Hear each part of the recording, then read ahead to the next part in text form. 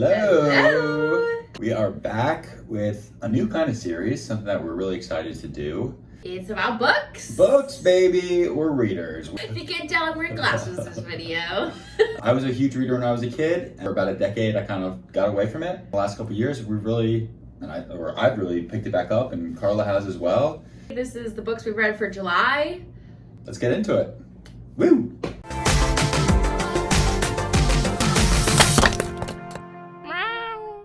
First book of July is Fifth Season by Jemisin. I've heard a lot of really good things about this. This was the one sci-fi fantasy book on the New York Times top 100 books of the 21st century, which Carla knows I'm obsessed with. That's all I talk about, try to read all of them. I had a lot of fun with this one. It's the story of basically Earth in the very far distant future. I believe it's called the Broken Earth trilogy. It's about these people called Origines who have the power to basically move the Earth, and society is scared of them and kind of oppressed them. And this is the story of three different women within this world kind of learning about their powers and starting to fight back against this society. It's a very like sex positive book in a way that I wasn't really expecting. I don't think Jemisin is like the strongest sentence writer, but the world and the vision kind of really gripped me, and I'm excited to pick up the second book. She does some interesting things with this in terms of how she structures this story. Some of it I think works, some of it I think doesn't work as well, but this is an absolute page turner. If you're into sci-fi,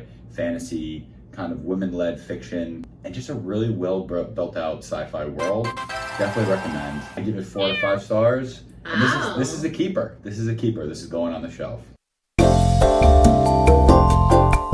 first book for me for July is Crying in H Mart. We went to Chicago, had like an independent bookstore day, and in one of the stores, I was like picking it up, looking at it, and some girl said to me, "Oh my God, that made me cry at the airport." I was like, I'm sold. That's like the highest rave review I could hear for a book. The author, she is a singer as well. She's in a band, Japanese Breakfast, right? Breakfast. So it's a memoir, and her mom gets diagnosed with terminal cancer. And so it's kind of like going through the stages when her mom gets diagnosed and a lot about her relationship with her mom. It's really good. It just, I feel like, is so much about what you know about people and like what they're willing to share with you in their personal lives. She kind of talks about how she does and doesn't know her mom in certain ways. It was great. I cried. It was so good. This is a 5 out of 5 for me. It's for sure a keeper. There's not much in between 1 and 5 stars. It's you're either loving or you're hating. Well, I haven't given that many 5s. I think this year, it's hard, yeah. This is probably my second 5 all year. I think I've given 1. Yeah, it's really hard to give 5 stars with books. Yeah. My next book of July, Harv, do you know what it is? Harv, what is it? Erasure by Percival Everett. So this book was adapted into a movie called American Fiction a couple years ago. Carla and I hated the movie. It does a lot.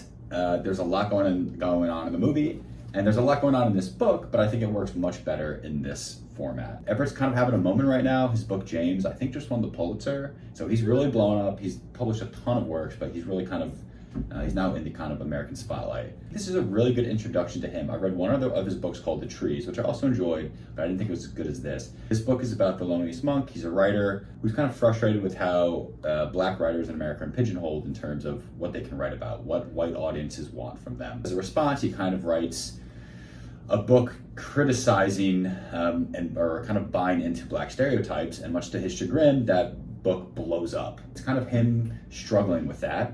And also, really, this book is at the same time about his family falling apart. As much a family drama as it is kind of a scathing satire of the publishing industry. And in the movie, those two kind of narratives really tug at each other, and it feels disoriented, and like there isn't a straight through line, narratively speaking. But in the book, it works really well. This is, he's a funny writer. He's really funny.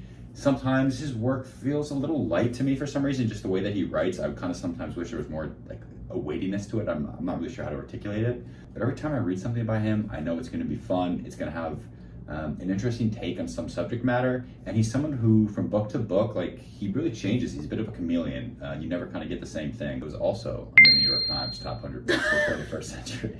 I'm giving this 4 to 5 stars, and it's a keeper. It's staying on the shelves. Yeah. All right, my next next book is Aftermath by Rachel Cusk. This is a memoir by Rachel Cusk. I have read one other book of hers called Outlines. It was also on the New York Times Top 100 list, and I really enjoyed that. She's an excellent writer. She writes in kind of this very sparse style with a lot of metaphor, and there's a lot of times that she'll introduce kind of like a mundane task and kind of spiral it into this kind of big metaphor on what she's going through in her life. So in this book, it's about her divorce from her husband and kind of, what she went through afterwards. I think in her books, kind of this pattern of going into these long kind of metaphors works a lot better. And here, it kind of just slows the momentum of the book to a crawl. Every time something new happens, it becomes this treatise on like the grandiosity and like the struggle of life. I'm like, you're brushing your teeth. Like, not everything has to be like this important. So I'll be honest, I DNF'd this. I really So this isn't the July what we read. Well, I could bring all the books I didn't finish. I got like 70 pages in. I think she's a really talented writer, but to be honest, if you're looking to read something by her, I would recommend some of her fiction stuff. It's a 2 out of 5 for me, and it's a 2 out of 5 that you didn't finish. Which is like, it's not even. I think it's because it's good the writing. The stars are outlined, but you can't fill them in. All right, I'll say 1.5 stars then. Sleep it, baby. Sleep it, folks. Next for me is Annihilation by Jeff VanderMeer. This obviously is a movie, which, my God. Fantastic. Right? Oh my God. The movie's incredible. Yeah, I think it's one of, like, if not the best science fi movie I've seen in the last 10 years, it's up there. Yeah. Basically, it's following a group of 4 scientists. There's like this area in... So a lot of it is... It's a hard book to describe. Light waves are refracted, but so is DNA. When I had seen the movie years ago, I remembered a lot of the science fiction part of it. Yeah. One thing that really stood out to me in the book was the relationship element with the woman and her husband. A lot of times I feel like in sci-fi, it's hard to blend like something that's science-based and then also have these like really human moments with your characters. Would definitely recommend this book. I rated it at 4 out of 5 stars. I already got the next one. I'm super excited to see what happens next and hopefully get maybe more answers or more questions. The book's a keeper. Oh, it's a keeper. It's a keeper. My next book of the month, Severance by Ling Ma. I thought this, for the longest time, I thought the show Severance was based on this book. I still did when you bought it. But I started reading, I was like, all right, like, where's Adam Scott's character? This is a really interesting book. It follows a second-generation Chinese-American woman who's living in New York City. She's in her early 20s. And she's working at like a kind of a publishing company. Post-apocalypse basically hits the country, hits the world. People are turned into zombies. And it's both... I just expected the Severance show. It's hard, kind of like a scathing critique of capitalism and how it turns us into zombies. A lot of the kind of that horror element, though it's never really like a scary book. It's the story of her dealing with her mother, who's a first-generation immigrant, and what is expected of her as a second-generation immigrant. What we put ourselves through in terms of trying to make money to get ahead and to succeed kind of in this society and what it turns us into. It kind of felt to me like a merger between Year of Rest and Relaxation by Tessa Mosfe and Station 11 by Emily John St. Mandel. That sounds great. Well, yes and no. I think it's a good book. Station 11 does the post-apocalyptic aspect better. My Year of Rest and Relaxation does kind of that critique of being a human within kind of like a capitalistic society better. And I would definitely recommend those books if you've read this. I wish it had actually delved more into kind of living within the post-apocalyptic world. The fact that people are turned into zombies is like both real, but also kind of a metaphor. But I did enjoy it. 3 out of 5 stars. And it is a keeper. I think Carla will read it at some point. I was going to say, I'm sold after that review. Next book is Forgetting Elena by Edmund White. I had heard and still know nothing about this book. I kind of forget it as well. Book that I got when we were at the bookstore crawl. It was like the last place we were at, and I felt like I didn't get a lot of books, and so I was like, just looking through to see random stuff that I could I might be interested in. And it's always fun to just pick up something random. Yes, this book came out like in the 60s or 70s. The concept I think is really cool. It was definitely why I got the book. I would say the world is kind of like the lobster or killing of a sacred deer. It is not like the real world. There are these like different conventions that kind of rule everything. It's set on an island, and the narrator basically wakes up and he has no idea who he is or what is going on. He's basically trying to look at what everyone else is doing and all these different social norms that are kind of peculiar.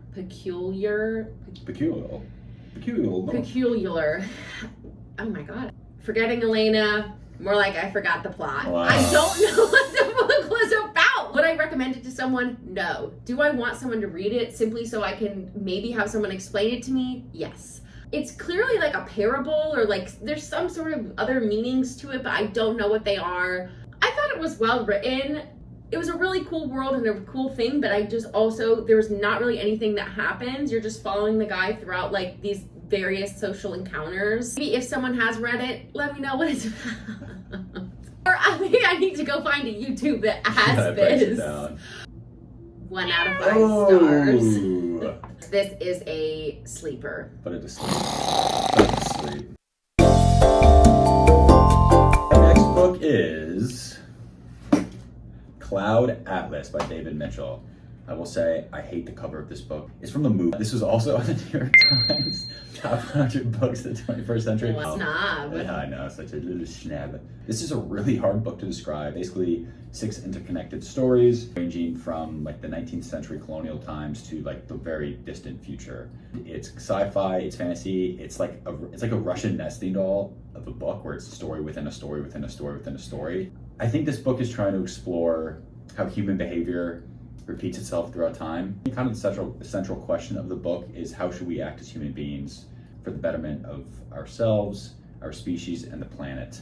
And I think David Mitchell's a pretty clear answer to that. Read this, and I don't want to spoil anything. Each of these different short stories, there's like a Pulp Fiction novel, there's like a memoir, there's like sci-fi, like robot narratives. Like there's so much going on in terms of this book with each of the 6 stories. My big takeaway from this is basically we have the power to shape the future in the way that we want, no matter, even as individuals, even if our power ourselves is very small, just by doing the right things and making the right decisions, we can influence the future. If you don't like books that are made up of short stories, then this may not be for you. But if you want a take on sci-fi that is as interested in kind of those sci-fi elements as it is just in humanity, it is 4 out of 5 stars for me, and it is a keeper. It's kind of a one-of-a-kind book.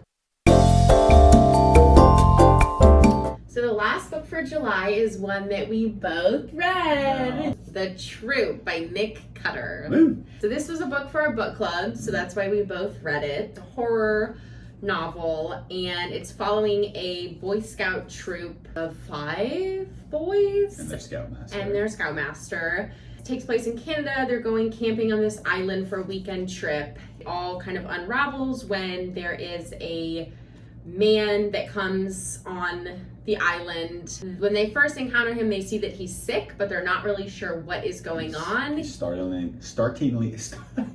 he's very thin, that's what I'm trying to say. He keeps saying that he's hungry, I'm very hungry. Scoutmaster lets him inside because he wants to help him, and that ultimately leads to just the downfall of the entire thing. This book is fucking gross. It's disgusting. It is body horror to an extreme that I do not like. I wasn't a huge fan of the book. I think I was just wanting more. I didn't get into the character stuff in maybe the ways that I wanted it to. Yeah. But then when I finished, I was like, this is so disgusting that I know it is. You almost respect it. Yes, because I'm like, this is disgusting, and like I just feel dirty. Yeah. So I knew that I was like, okay, well that element is hitting clearly. Yeah. I think on kind of just a writing and narrative level, it's a really fun story. It's a really cool concept. He's not like the greatest writer, but that's okay. You don't need that for like the horror genre. There was some choices he made that kind of felt like hats on top of hats, honestly. Yeah. I don't want to really spoil like what the horror is. It's pretty interesting. For me, was a 2 out of 5 stars. It was a 2 out of 5 for me as well. I'm saying we put it to sleep though. This thing is taking a snooze. Yeah. Those were the books that we read for the month of July. These are our keepers. These are our sleepers. I thought it was a really good reading month. Keeping like 5 books, that's great for a month. It's a really good an array of styles and genres, which is neat. We had horror, sci-fi, kind of like just had more heavy like literature. See what August holds. Bye.